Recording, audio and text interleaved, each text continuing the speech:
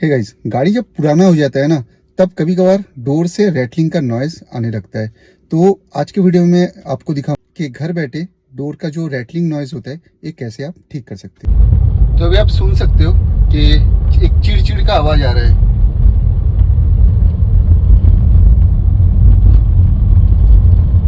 तो आपको बस ये करना है कि ये जो रबर पार्ट होता है ना डोर में, दो तरफ ही जो रबर पार्ट होता है, उसको कोई भी डैशबोर्ड पॉलिश या फिर टायर पॉलिश से आप पूरा क्लीन कर लो। तो जैसे कि आप देख सकते हो, इसको मैं पूरा पॉलिश किया हूँ और ये पूरा पॉलिश ना आपको पूरा रबर में करना है। इस तरफ भी करना है एंड इस तरफ भी आपको करना है। एंड अभी मैं चलाता हूँ गाड़ी को, उसके बाद दिखाता हूँ कि मेरा प्रॉब्लम सॉल्व हुआ है या नहीं हुआ है। तो मैं अभी चला रहा हूँ ख़राब रास्ते में एंड उसके बाद भी केबिन पूरा साइलेंट है। ऐसी ही वीडियो के लिए यूट्यूब में सब्सक्राइब एंड इंस्टा में फॉलो करना मत भूलिए।